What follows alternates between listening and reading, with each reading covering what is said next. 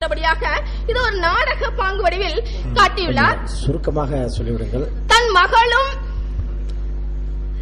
மருமகனும் தனி குடித்தனம் செல்லுகின்றார்கள். அவர்கள் எப்படி குடும்பம் நடத்துகிறார்கள் என்பதை தெரிந்து கொள்ள வேண்டும் என்பது செவிலித்தாயின் விருப்பம். இது காட்சி 1. செவிலித்தாய் அனுப்பி வைக்கிறாள். அவள் சென்று மகளையும் மருமகனையும் பார்க்கிறாள். அவள் மிகவும் நன்றாக குடும்பம் நடத்தி கொண்டிருக்கின்றார்கள். காட்சி 2. காட்சி 3, தன் கணவனுக்கு பிடிக்கும் என்பதற்காக மோர் குழம்பு ஒன்றை தயார் செய்கிறாள் தலைவி. அந்த காந்தல் போன்ற மென்விரல்களால் பிசைந்து அதை கழுவுவதற்கும் நேரமில்லாமல் தன் புடவையில் துடைத்துக் கொள்கிறாள் தலைவி. இதை பார்த்து அந்த தாளித்து கொட்டுகின்ற பொழுது அதில் வருகின்ற புகை மூஞ்சில் அடிக்கிறது.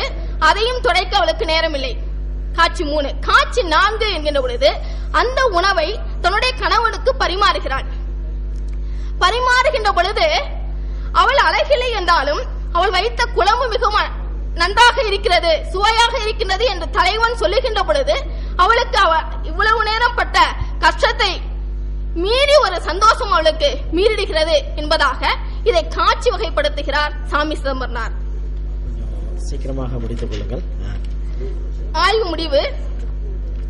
பழந்தமிழ் இலக்கியங்களை அயல்நாட்டு தமிழர்களிடம் அறிமுகப்படுத்த எளிமை, புரிதிறன், நாடக பாங்கு எனும் நுட்பங்கள் துணை நிற்கும் என்பதை குறுந்தொகை பெருஞ்செல்வம் உறுதிப்படுத்துகிறது. அயலக மண்ணில் தமிழ் இலக்கியத்தை கொண்டு செல்ல சாமி சிதம்பரனார் கண்ட இலக்கிய நெறிமுறையாகவே இதனை கொள்ளலாம். நன்றி, வணக்கம். சரி, இதுவரை சிவப்பிரியா அவர்கள் தன்னுடைய கட்டுரை வழங்கிச் சென்றார்கள். குறிப்பாக அவருடைய படைப்பு சாமி சிதம்பரனார் தமிழகத்தில் வர வேண்டிய வந்திருக்கலாம். அதே செய்தி சிங்கப்பூரிலும் தமிழ் முரசில் வந்திருக்கின்றது என்ற ஒரு கருத்தை அவர் குறிப்பிட்டார். எனவே சிங்கப்பூரில் குறுந்தொகை பெருஞ்செல்வம் என்ற அந்த தலைப்பு, அது தொடர்பாக ஏதேனும் கேள்விகள் இருந்தால் நீங்கள் கேட்கலாம். ஒன்றும் இல்லை என்று சொன்னால் அடுத்தவர் பற்றி நான் அறிமுகம் செய்து விடுகின்றேன். உலகநாயகி பழனி மலேசிய தமிழ் படைப்பிலக்கியத்தில் புதுக்கவிதை வளர்ச்சி என்ற தலைப்பில் அவர் பேச இருக்கின்றார். 23 ஆண்டுகளாக ஸ்டெலா மேரிஸ் காலேஜில் பணியாற்றியவர். 5 நூல்கள் எழுதியிருக்கின்றார். பல ஆய்வுக் கட்டுரைகளை, 100க்கும் மேற்பட்ட ஆய்வுக் கட்டுரைகளை அவர் படைத்திருக்கின்றார். இந்த மாதம் ஜூன் மாதம் 17ஆம் தேதி கலைஞர் படைப்புலகில் பெண்ணியம் என்ற ஒரு படைப்பையும் அவர் வெளியிட்டிருக்கின்றார். ஆய்வுக்கோவை பதிப்பாசிரியராக இருந்திருக்கின்றார். அவர் இப்பொழுது மலேசிய தமிழ் படைப்பு இலக்கியத்தில் புது கவிதை வளர்ச்சி என்ற தலைப்பில் பேச இருக்கின்றார். 10 நிமிடத்திற்குள் நீங்கள் முடித்துக் கொண்டால் நன்றாக இருக்கும்.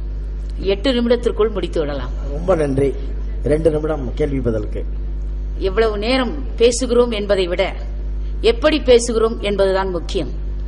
அதற்காக நேரத்தை அதிகமாக எடுத்துக்கொள்ளப் போவதில்லை. தென்னவன் பொறுப்பிலே இருந்து சங்கத்து இருப்பிலே வளர்ந்து இன்றைக்கு கோவை மாநகர் வந்து மாபெரும் நீண்ட நெடிய உலாவை உலகெல்லாம் சென்று செம்மொழி என்கிற உயரத்தை நோக்கி தமிழ் கூறும் நல்லுலகம் அடைந்திருக்கிற பெருமையை எண்ணி நான் வியக்கிறேன். அன்பர்களே, பாவேந்தன் பாரதிதாசன் சொன்னான், தமிழ் என்கிற உணர்வும் தமிழ் என்கிற வாழ்க்கையும் எங்கே இரண்டர கலக்கிறதோ அங்கு இலக்கியங்கள் பிறக்க வாய்ப்பு இருக்கிறது என்று சொன்னார். அதன் அடிப்படையில் பேராசிரியர் வணக்கத்திற்குரிய சிங்கப்பூர் சிவகுமார் அவர்கள் மிக அருமையாக கவிதை வரலாற்றினுடைய செய்தியை உங்களுக்கு சொன்னார்கள்.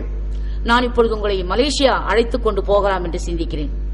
நண்பர்களே, இலக்கிய வானில் தமிழ் கவிதை உலகில் மலேசிய நாட்டுக்கென்று ஒரு மிகப்பெரிய பாரம்பரியத்தை உருவாக்கி கொண்டவர்கள் மலேசிய வாழ் தமிழர்கள். ஒரு முறை அறிஞர் அண்ணா அவர்கள் மலேசிய மேடையில் சொன்ன வார்த்தை, உலகமெல்லாம் எல்லா நாடுகளிலும், உலகம் முழுதும் பல நாடுகளில் தமிழர்கள் இருக்கிறார்கள், ஆனால் மலேசிய மண்ணில் தமிழர்கள் வாழ்கிறார்கள் என்று சொன்னார். அதற்கு காரணம் என்னவென்று கேட்டால், பல்வேறு வகைப்பட்ட இலக்கிய உணர்வுகளை மனத்தகத்தில் கொண்ட மலேசிய தமிழர்கள் தங்களுக்கென்று ஒரு தடத்தை பதித்துக் கொள்ள வேண்டும், அந்த தடம் இலக்கிய தடமாக இருக்க வேண்டும் என்று ஆசைப்பட்டு அவர்கள் உள்ளத்து உணர்வுகளுக்கு, உணர்ச்சிகளுக்கு ஒரு வடிவம் கொடுத்தார்கள். அந்த வடிவம்தான் இலக்கியம் என்கிற ஒரு வடிவம் பெற்றது. அந்த இலக்கிய வடிவத்துள் ஒரு எளிய வடிவம் தான் புதுக்கவிதை வடிவம். மலேசிய நாட்டை பொறுத்தமட்டில் புதுக்கவிதை வடிவத்திற்கு வரலாறு 130 ஆண்டுகால வரலாறு என்று சொல்லலாம். இந்த 130 ஆண்டுகால வரலாற்றில் நான் 3 பகுதியாக இந்த கவிதை வானில் எப்படி மலேசிய கவிஞர்கள் உலா வந்தார்கள் என்பதை நான் இப்பொழுது உங்களுக்கு பிரித்து காட்டலாம் என்று சிந்திக்கிறேன். பொதுவாக எது கவிதை, எவன் கவிஞன் என்று கேட்கிற போது அளவாய் சிந்திப்பவன் மனிதன், அதிகமாய் சிந்திப்பவன் கவிஞன் என்று வெளிப்படையாக அதற்கு ஒரு உரை வீச்சிலேயே பதில் சொல்லிவிடலாம். ஆனால் கவிமணி அவர்கள் உள்ளத்தில் உள்ளது கவிதை, நினைவினில் உருவெடுப்பது கவிதை, தெள்ளத் தெளிந்த தமிழில் தேர்ந்து எடுத்து உரைப்பது கவிதை என்று சொன்னார். இதை அப்படியே மலேசிய மண்ணில் வாழ்கிற தமிழர்கள் அவர்கள் உள்ளத்தில் இருக்கக்கூடிய உணர்ச்சிகளுக்கு எப்படியாவது ஒரு வடிவம் தர வேண்டும், சொல்ல வேண்டியதை எப்படி சொல்ல போகிறோம் என்றவர்கள் அந்த உணர்ச்சிக்கு தேர்ந்தெடுத்த வடிவம் தான் புதுக்கவிதை வடிவம். இந்த புதுக்கவிதை வடிவத்தை எண்ணி பார்க்கிற பொழுது என்ன காரணத்திற்காக இவர்கள் புதுக்கவிஞர்களாக மாற ஆசைப்பட்டார்கள் என்ற ஒரு ஆராய்ச்சி பார்க்கிற போது நமக்கு 3 செய்தி அவர்கள் வரலாற்றிலே கிடைக்கிறது. முதல் செய்தி, மரபிலக்கணத்தின் மீது அவர்களுக்கு ஒரு ஆசையின்மை என்ற ஒரு தகவல் கிடைக்கிறது. இரண்டாவது செய்தி, மரபிலக்கணம் கற்றுக்கொள்ள வேண்டும் என்பதிலும் ஆர்வம் அவர்களுக்கு அவ்வளவாக இல்லை என்கிற செய்தி கிடைக்கிறது.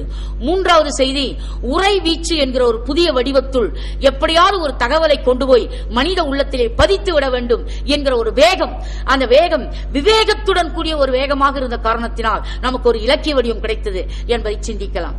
இந்த வரலாற்றின் அடிப்படையில் பார்க்கிற பொழுது மலேசிய மண்ணில் இந்த புதுக்கவிதையினுடைய தாக்கம் பிறந்ததற்கு அடிப்படை எது என்று கேட்டால், தமிழர்கள் மீது அவ்வளவாக அக்கறை காட்டாத அரசியலுடைய போக்கு, தமிழர்கள் மீது அவ்வளவாக அக்கறை காட்டாத பிற நாட்டு மக்களுடைய சேர்க்கை, இவையெல்லாம் ஒரு காரணமாக இருக்குமா?